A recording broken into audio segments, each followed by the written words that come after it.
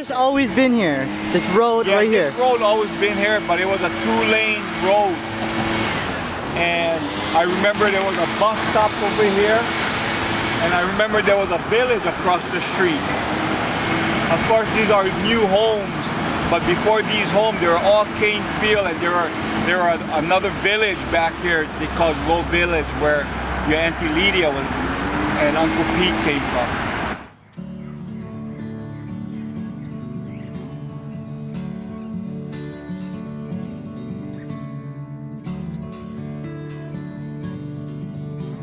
The Ewa Plantation Company was established in 1890 under Benjamin Franklin Dillingham, who was granted 11,000 acres of land to start a sugar business on Oahu. This land included the vast majority of the dry Ahupua'a, or geologic land division, of Honouliuli, which incorporated all of Ewa. In April of the same year, the first Japanese immigrant laborers arrived in Ewa along with the Portuguese, Chinese, Koreans, and lastly the Filipinos. About 337,000 immigrant workers were imported from Asia to work on the plantation farms, with about 36% of all immigrants returning to their respective homelands. An hierarchical caste system was naturally instilled in the work environment, and it remained in the plantation system throughout the lifespan of the sugar industry in Hawaii. It prevented worker organization and divided the worker camps based on their ethnic backgrounds. However, the Portuguese stemming from a European background were held in higher regards and were often offered an acre of land in addition to a house and a better working condition. And I also remember that there was a water flume that went across the road to transport water to the cane fields across the road. And when we were young, we used to play in those flumes. The flume had to be about maybe 30 feet high above the road. And we used to jump into the flume and ride it and stop right over the 2-lane road. And when cars would pass by, we would splash water down on them. And there were several occasions where we got some police officers, and they tried to catch us, but they had no idea which way the water was running. So what we would do is ride the flume across to the other side and jump into the banana patches and hide from them. But that was one of our childhood memories.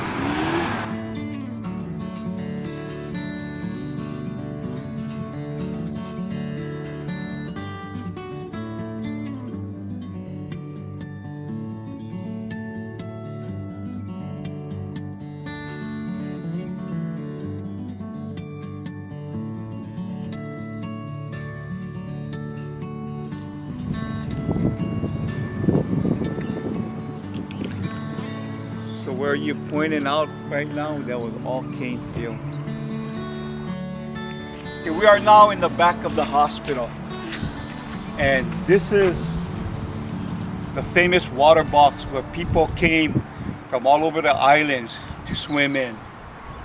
You could jump into the ditch and then crawl underneath all the lining and dive into the water box. And what we used to do is we used to swim in there. We used to bring bubble baths, and we used to just have fun. This is where we came to have fun. This is the water box that used to transport the water across the road to feed the cane field that was being grown on the other side. And you see this black pipe over here. Let's come closer. All this grading right here wasn't here, so we used to jump in and we used to go into the water box and play water. But when they found out that we were doing that, then they started putting this grading in here. But we still went under. It still didn't stop us from going in.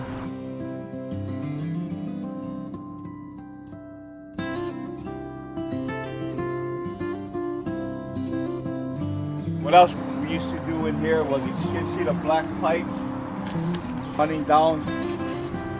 Well, water would be pumping up that black pipe into the water box.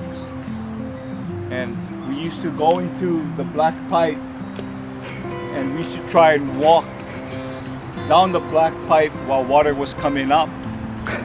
We would hold our breath and see how far we could go down that pipe, and in one hand would be a piece of rock. And what we would do is we would go as far as we could, and then we would ping on the pipe, and somebody on the outside would chalk where he hears the sound, and we would compete who could go down the farthest. But the best part was coming back up. All you had to do was turn around and let the walls go and fly out this pipe into the water box like Superman.